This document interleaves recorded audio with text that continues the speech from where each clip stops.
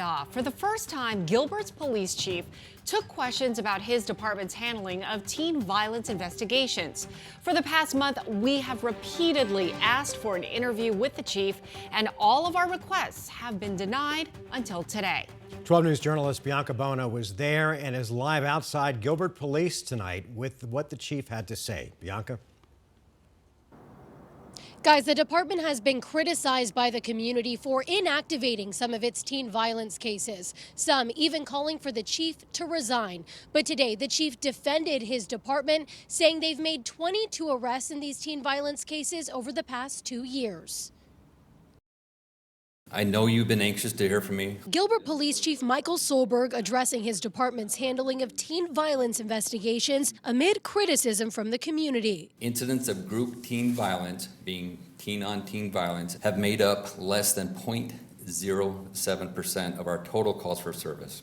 Having said that, every call for service matters. Gilbert police have been investigating several incidents of group teen assaults for over a year. But in some of those cases, the investigations were inactivated, only reopened after 16-year-old Preston Lord was killed in an assault in Queen Creek in October. Had there not been public pressure around these cases, would your department reopen them and share the photos with the public?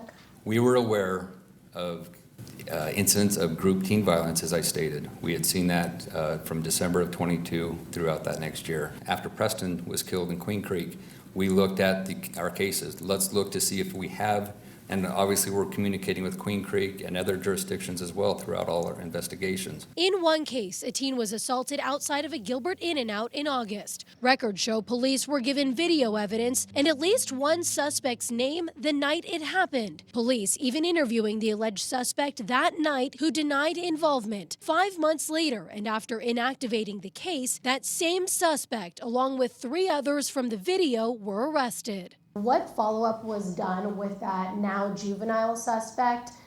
Did your officers just take this teenager at his word when he said he wasn't involved? So absent other information that showed otherwise, which we now have and we didn't have at that time, we didn't do further information at that time. And keep in mind, because there was some confusion on that video where the victim and the other witness that we talked to, they pointed to the video and identified who started the fight. But they did not know the names of any of the other people, both the victim and the witnesses. They said that they did not know the other people.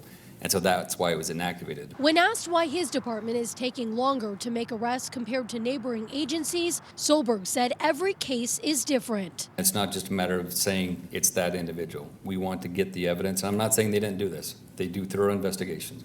But with our investigations, not only do we want to identify the person, but then what other evidence can we get? Many in the community accusing the department of burying these cases, alleging a cover-up. The chief denying those allegations. There's no cover-up. We have an excellent department. We have excellent officers do excellent work every day.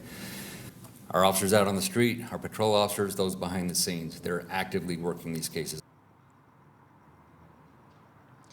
And I asked the chief if re-examining these previously shelved cases triggered any internal affairs investigations.